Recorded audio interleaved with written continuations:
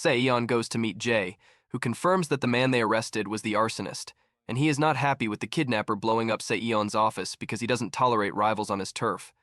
He says that the arsonist doesn't harm anyone's life in his actions, and he saw the other guy blowing up an old box in a park with some stray cats inside.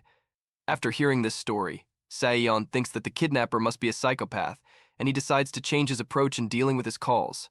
He then gives Jae Sang-woo's card and asks him to investigate him, but Jae already knows about him. Sang-woo is actually a fairly popular YouTuber who has a large female fanbase because he often displays his workout videos as a thirst trap.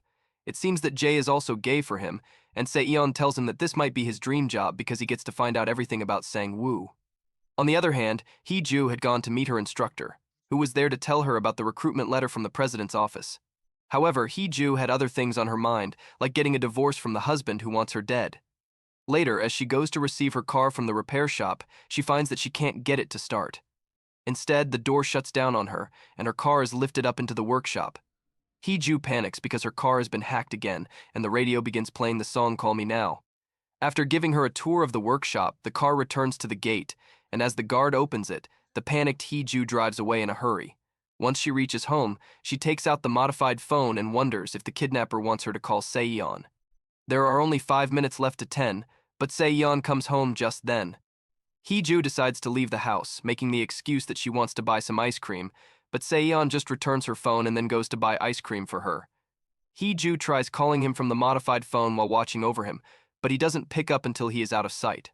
Hee-ju tries to hint at the explosion and tells Sae-yeon to give in to her demands before he is harmed further, but Sae-yeon is curious about how the kidnapper benefits from getting her to divorce Hee-ju. She is flustered to hear this and says that he doesn't even love her, so what's the point of staying married? Sae-yeon says that it sounds like the kidnapper has some plans with Hee-ju, but he refuses to give her up, especially to a crazy man who resorts to kidnappings and bomb threats. He ends the call, saying that he doesn't have time since Hee-ju is waiting for some ice cream, and she is left confused by that. He soon returns with ice cream and beer, and then tells Hee-ju that in case someone tries to mislead her, he just wants her to know that he won't divorce her, because that will drag his name through the mud. She thinks that this is the reason he doesn't want to leave her, and then Sae-yeon wipes the beer foam from her lips, calling her a clumsy idiot. He then asks her about the recruitment letter from the president's office and tells her to work her hardest to stay by his side. Hee-ju asks him why he wants her to stay by his side in the first place, and he tells her that the kidnapper knows a lot of things about him, and he hates it that he is right. He wants to show him that he is wrong, and he indeed gets along well with his wife. He then goes to her room, and the confused Hee-ju follows him to find him sleeping on her bed. He tells her to lie down next to him and asks if she is afraid that she will jump him. He tells her to sleep on the couch if she can't control her urges, and Hee-ju takes that as a challenge. She steals the pillow from him and lies down next to him. They look in each other's eyes, and Sae-yeon tells her that he doesn't know how safe staying at the house is, but tonight she can sleep in peace. He tells her to think of everything that happened on the day she got kidnapped and everything she heard that day as a bad dream and forget it. Hee-ju knows that he means the part where he told the kidnapper to kill her. She falls asleep soon, and then Sae-yeon leaves the room. In her dreams, Hee-ju sees her childhood, specifically the day she woke up in a hospital after an accident. Her mother was crying next to her, and when Hee-ju called to her, she told her to shut up and asked why the hell she did not die in the accident.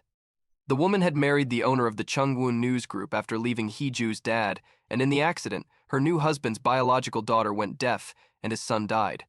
So she told Hee-ju to act like she is so traumatized that she can't speak, because earning the pity of her new husband was the only way she thought he would let them stay with her. Hee-ju wakes up in tears as the dream ends, thinking how she has been acting mute ever since then. Later, she gets a video call from her dad, but when she picks up the call, it turns out that it is from the kidnapper, who has infiltrated the nursing home and taken the old senile man hostage. He laughs that Hee-ju is using his phone to threaten Sae-yeon and asks what she is demanding from him. Hee-ju nervously says that she wants a divorce, and the kidnapper laughs, saying that he understands her motivation. He says that he approves of her and tells her to keep threatening Sae-yeon using the phone. However, he wants her to know that she can't back down midway and shows her some broken teeth as a warning. Hee-ju panics, thinking that the kidnapper harmed her dad, but he cuts the call, and she immediately rushes to the nursing home. She finds that the nurse left her dad alone when she went to bring some blankets, and he was unconscious when she found him. Luckily, he was not hurt, and the teeth must belong to someone else. Hee-ju is relieved to hear that, but when her dad begins repeating the kidnapper's line and tells her to call him, she has a breakdown. The cops then take her with them to file a report,